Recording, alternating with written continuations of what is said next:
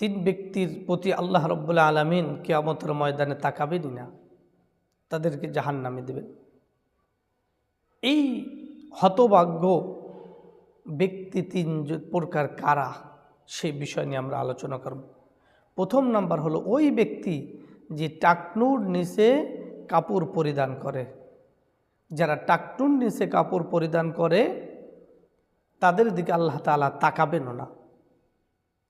সমাজে দেখা যায় অধিকাংশ মানুষ টাকনুর নিচে কাপড় পরিধান করে, অথচ বিজ্ঞান সায়েন্স বলে এটা পুরুষদের জন্য টাকনু ঢেকে রাখা এটা তার মারাত্মক একটা শারীরিক সমস্যা, এটা তার ক্ষতি। অথচ অধিকাংশ মানুষ টাকনুর নিচে কাপড় পরিধান করে। আল্লাহ তাআলা বলেন তাদের দিকে আল্লাহ তাআলা কিয়ামতের ময়দানে তাকাবেনই না, তার মানে তার ঠিকানা জাহান্নাম। এই জন্য টাকনুর নিচে কাপড় পরিধান করা মুসলমানদের জন্য এটা শোভা পায় না। দুই নম্বরে যারা দান করে খোঁটা দেয়, দান করার পরে যারা খোঁটা দেয় তারা জাহান্নামে যাবে, আল্লাহ তাআলা তাদের দিকে তাকাবেনও না।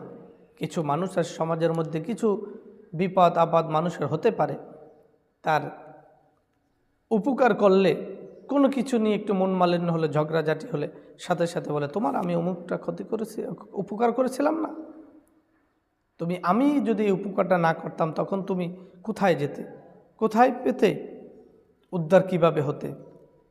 কিন্তু আল্লাহ রাব্বুল আলামিন বলেন এই যে দান করলে তোমাকে আল্লাহ তাআলা তৌফিক দিয়েছিলেন, খোঁটা কেন দিলে?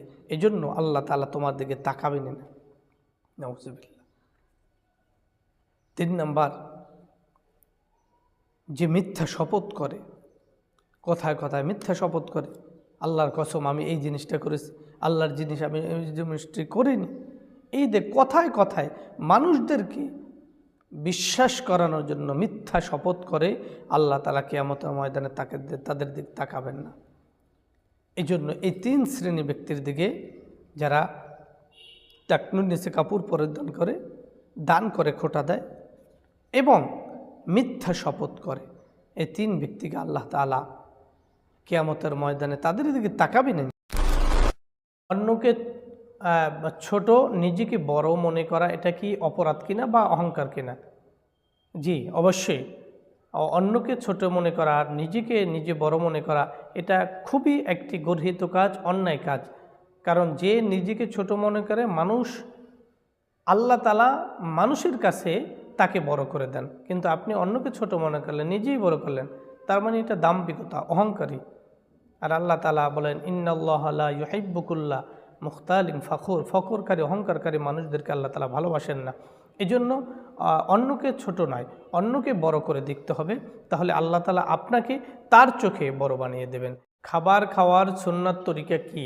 রাসূল পাক সাল্লাল্লাহু আলাইহি সাল্লাম আমাদেরকে শিক্ষা দিয়েছেন।